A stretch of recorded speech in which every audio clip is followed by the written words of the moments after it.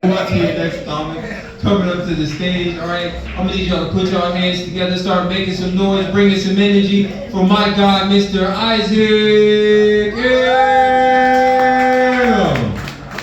Oh, we can do better than that. There we go. Put your hands together. Y'all clap like y'all on the spectrum. How y'all doing this evening?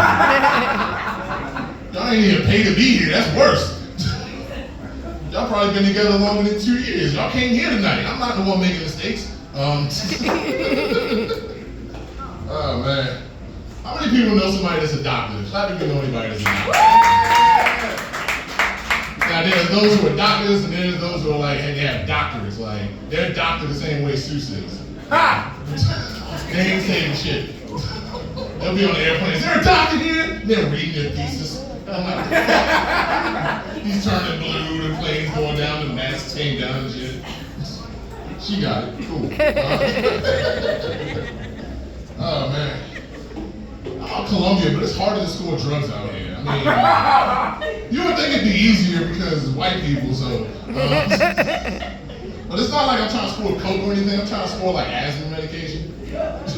Which is harder to get because he's up there trying to give me an 8-ball. I'm like, no, I need Primatene Mist, sir. Exactly. You've been through some stuff, haven't you? Ooh, yes. They be like, nah. We'll leave this crack on the streets, but if they need to breathe, they gotta come see us. Some of these jokes ain't jokes. I can run through this the whole night. This could be a TED Talk for a lot of you. I get paid tomorrow at the real show. Yeah. Only a comedian would share that shit. I'm kidding. Anybody remember the show To Catch a Predator? So y'all remember it, but you don't want to clap for it. I ain't say you were. Your hands are behind there talking about sit down. You're already seated. I wanted to wait for that episode that came out where they go in there and it's actual predator. Not like a predator. That guy. You come in there with a case of Bud Lime, you about to just sink you in the chest and shit. So funny about two people. I'll keep that one. I'm taking notes. I'm kidding. Oh man, everybody in here seems like we all grew up around the same time. So we all grew up in the good Will Smith era. We got like BS before AS, like before it's like the ones that got Will Smith now. What they got? A motherfucker trying to rap again. He's slapping comedians.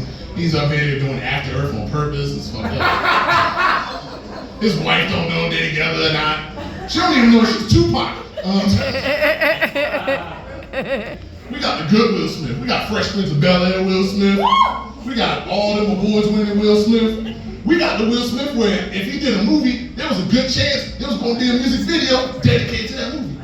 Right. Do you know how pissed I was when I went to go see The Legend of Bagger Vance and all that was in credits?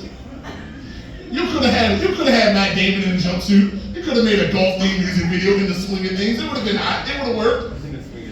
One of my favorite Will Smith movies was Wild Wild West because everybody talked about it was terrible. That shit was amazing. It's amazing. Let's think about what was in that movie. Drew Hill, Burger King, Confederate robot spiders, all the shit yes.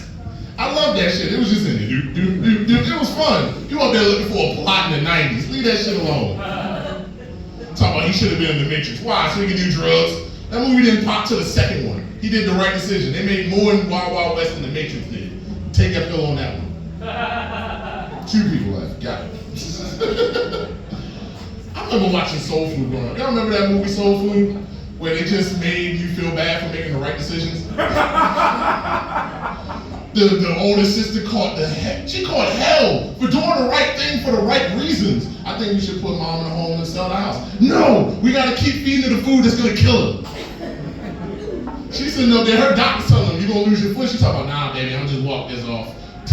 And how they repay her? By fucking her husband. Her family fucked her husband. That was fucked up, wasn't it? And then Great Value Tyrese walked in there. Y'all didn't know Mekhi Phifer in the early 2000s. That was Great Value Tyrese. He walked in there, slamming the door on that drug den / hair salon. You know it's a drug den until you close that door, the glass broke. And then what do they do when that house caught on fire? Instead of letting God's will be done, her brother, who's always in the back room, we always put our family members in the most dangerous areas. The house on fire, he carrying that old ass TV out. As soon as that TV dropped and they found that money, you know what they did? They put her brother in the home and they put the house back together and they killed their mother. That's how Soul Food originally ended. And then they made a series to make it seem like she wasn't dead. Like 2 people got it.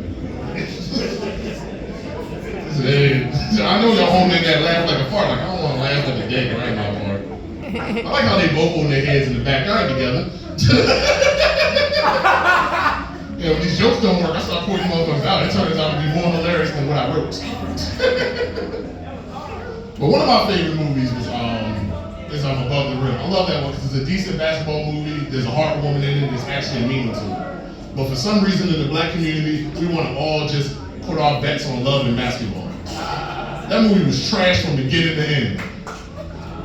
Oh, it isn't? Let me explain the plot. A woman chased a guy for 3 life cycles and then plays him in basketball while his leg is broke and lost. Think about that.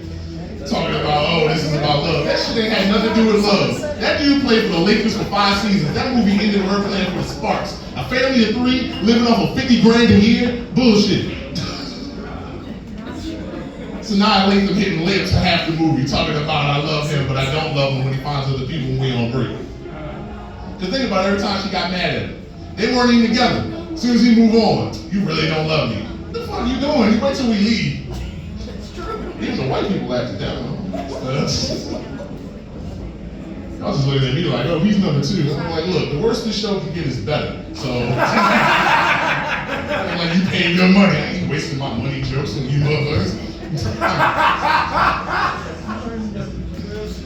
I once got pulled over for a DUI. Do you know in Maryland, and this is true, and we're one of 19 states where you can get pulled over for a DUI even on a bike. Not vroom vroom, vling vling. Like, man, right here, you see more fun than everybody. You know what? They laughed when I heard it. You know how embarrassing it is to get pulled over on a girl's bike with a matching helmet? He gonna ask me questions like he's pulling me out of a real car. You know how fast you were going? I don't know, 5, 6. Then he gave me a breathalyzer on a bike. You know what? I passed the breathalyzer test. I got back on that bike and hit a wheelie and everything. The moral of that story was he didn't have the breathalyzer that could test for cocaine. I didn't even lie to him. He enjoyed it.